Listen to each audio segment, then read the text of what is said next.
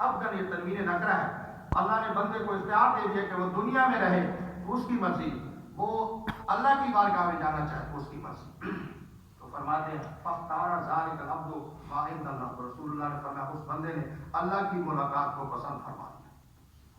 قال فبکا ابو بکر، تو ابو بکر صدیق رونے لگے. تو ابو سعید خدری کہتے ہیں کہ ہم نے بڑا تعجب کیا کہ فعجبنا لبکائی، ہم نے ان کی بکا پر جو بڑا تعجب کیا کہ اے یخبر رسول اللہ صلی اللہ علیہ وسلم ان عبد، کہ کچھ کسی ایک بندے کو اختیار دیا گیا ہے. اور نبی علیہ السلام اپنا تو نہیں فرما رہے کہ مجھے کریے گا، کسی بندے کا فرما رہے ہیں اختیار دیا گیا. یہ ابو بکر صدیق رونے لگ گئے ہیں. ان کو کیا ہوا کہ یہ کیوں رو رہے ہیں؟ بڑا ہمیں تعجب ہوا. بعد میں پتہ چلا کہ وہ بندے سے مراد نبی علیہ السلام کی اپنی ذات ہی تھی. اور بعد میں صحابہ کو پتہ چلا کہ ہماری سوچ جہاں بعد میں پہنچی ابو بکر صدیق کی پہلے پہنچ گئی تھی. اس وجہ فرماتے فکانا ابو بکر اعلمنا، صحابہ کہتے ہیں ابو ہم سمجھ گئے کہ ابو بکر ہم میں سے سب سے زیادہ جو ہے علم رکھنے والے شخص کہ یہ حضرت امام بخاری رحمۃ اللہ تعالیٰ نے صحیح بخاری کے اندر اس کو نقل کیا. تو جہاں صحابہ کی سوچ بعد میں پہنچی حضرت ابو بکر صدیق کی جو ہے پہلی پہنچ والی تینوں حدیثوں کو حضرت امام بخاری نے صحیح بخاری کتاب و فضائل اصحاب نبی کے اندر ان حدیث کو نقل کیا. اب بخاری کے بعد جو ہے وہ درجہ آتا ہے اس کا صحیح مسلم شریف، اور یہ مسلم شریف قرآن مجید کے بعد جو ہے درجہ بخاری شریف، اور بخاری کے بعد درجہ آتا ہے صحیح جو ہے وہ مسلم شریف. تو یہ آپ صحیح مسلم شریف سے چاندی کا حضرت امام بخاری امام مسلم شریف اس حدیث کو لے کر آئے. کتاب و فضائل صحابہ پر امام مسلم نے باب پالا، اور نیچے حضرت امام مسلم نے جو ہے ان حدیث کو نقل کیا. حدیث کا نمبر ہے 6182. حضرت ابو ہریرہ اس حدیث کے راوی. نبی علیہ السلام نے فرمایا من اصبح منکم اليوم صائما، کیا اے لوگوں تم میں سے کسی نے آج کے دن روزہ رکھا ہے؟ تو قال ابو بکر صحیح کا یا رسول اللہ انا، یا رسول اللہ میں نے رکھا ہے. آپ نے فرمایا قال فمن تبع منکم اليوم جنازہ، کسی نے تم میں سے آج کے دن جنازہ پڑھا ہے؟ قال ابو بکر انا، یا رسول اللہ میں نے بھی پڑھا ہے. قال فمن اطعم منکم اليوم مسکینا، کیا تم میں سے آج کسی نے جو آج کے دن کسی مسکین کو کھانا کھلایا ہے؟ قال ابو بکر انا، یا رسول اللہ میں نے کھلایا. فرمایا آپ نے فرمایا قال فمن عاد منکم اليوم مریضا، کیا تم میں سے کسی نے آج کے مریض کی تیمارداری کی؟ قال ابو بکر انا، یا رسول اللہ میں نے. سب باتوں پر جو ہے حضرت ابو بکر صدیق ہی تھے جنہوں نے کہا کہ یا رسول اللہ میں نے جو ہے تیمارداری کی ہے، میں نے جو ہے یہ ساری کی ساری جو ہے یہ سارے کام کیا.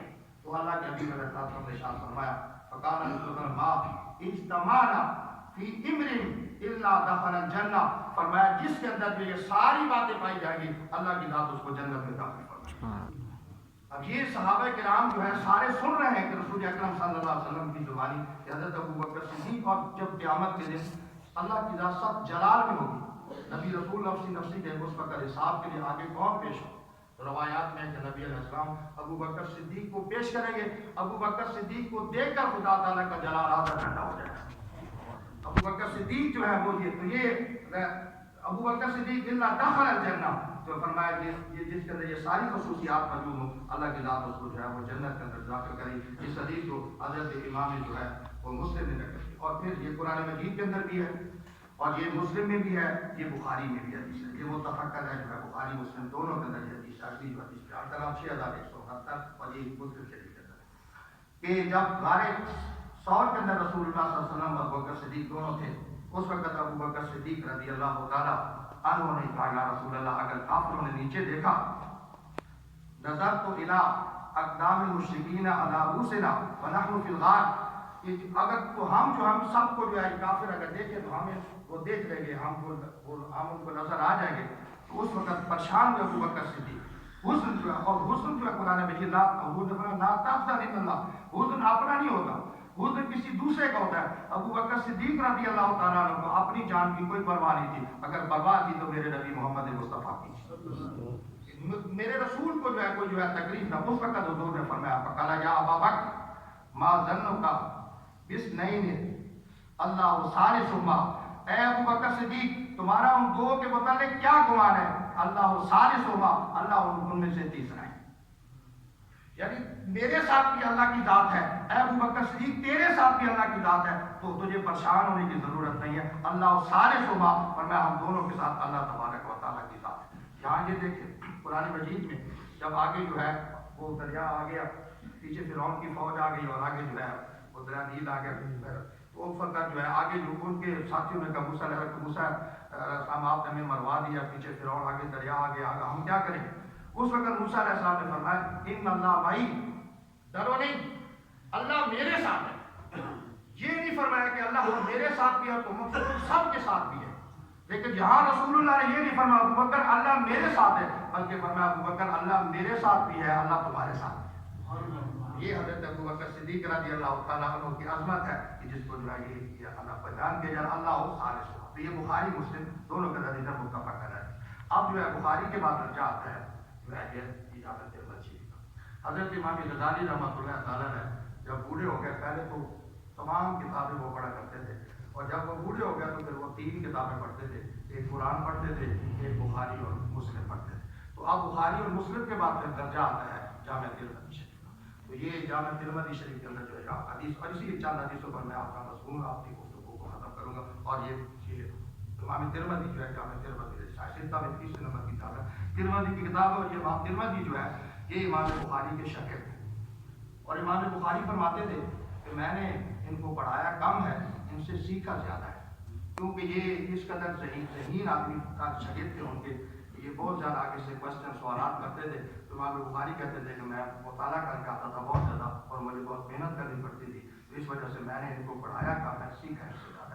تو یہ امام بخاری رحمۃ اللہ امام ترمذی کی امام بخاری کے شاگرد۔ تو یہ آپ جامع ترمذی کی حدیث کو لے کر آئے کتاب المناقب میں، اور حدیث کا نمبر 3999۔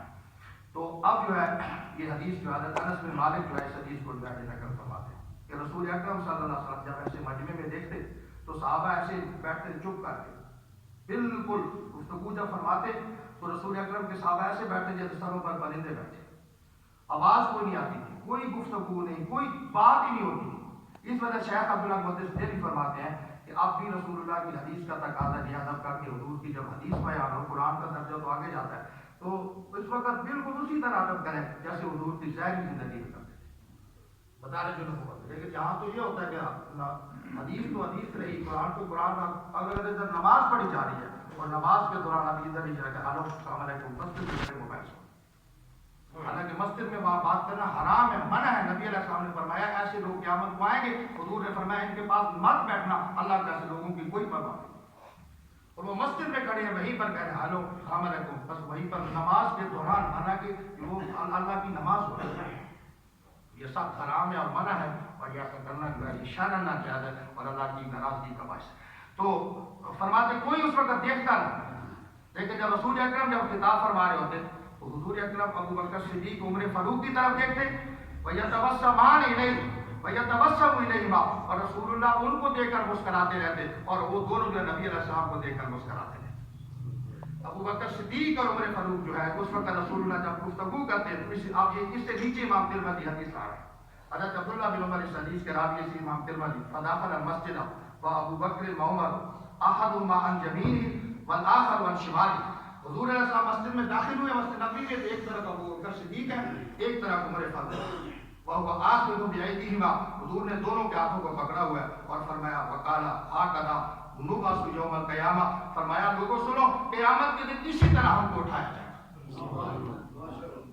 آج بھی آپ دیکھ رہے ہیں کہ ایک طرف ابو بکر صدیق ہے، ایک عمر فاروق ہے، اور فرمایا جب قیامت کا دن آئے گا ہم اسی طرح اٹھیں گے اور اسی طرح جو ہے رسول اکرم جو ہے میدان معاشر میں کرتے جائیں گے۔